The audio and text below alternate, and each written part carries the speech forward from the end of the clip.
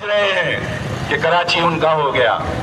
आपने देखा कल मुस्तफा कमाल साहब अपने पुराने अंदाज में, वही मुस्तफा कमाल जिन्होंने इस कराची के तमाम ग्राउंड्स को चाइना कटिंग करके बेच दिया, वही मुस्तफा कमाल जो बल्दिया टाउन के अंदर न जाने सैकड़ों जानों को जलाकर मार देने का जिम्मेदार वही मुस्तफा कमाल अपने साबका रौनक रामेज लहजे के अंदर कह रहे थे, जमात वालों लाओ ये बल्दियात हमारे हवाले करो। तुम्हारी हिम्मत है हमसे बल्दियात लोगे तुम? मैं चैलेंज करता हूं, तुम्हारी हिम्मत है।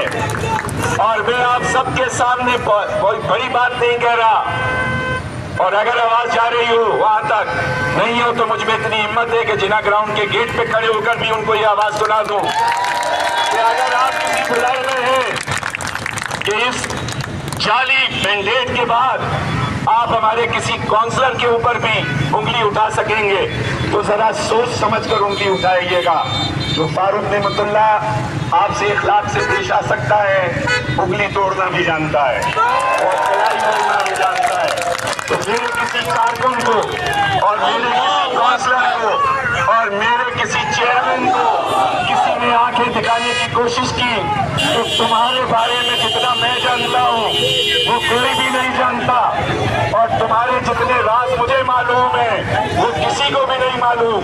आप मुंह भी नहीं दिखा सकेंगे।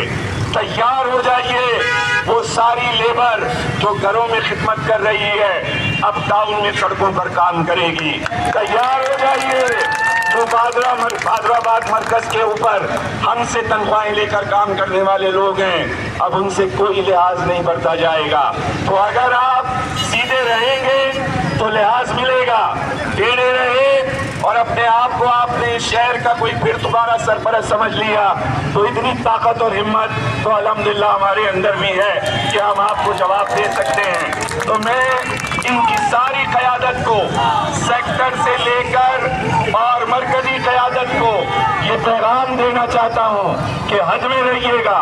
हद क्रॉस की किसी ने तो फिर हम भी इस बात के पाबंद नहीं होंगे कि जो लिहाज आपका कर लिया जाता था वो लिहाज अब जारी रहेगा। तो मेरे भाइयों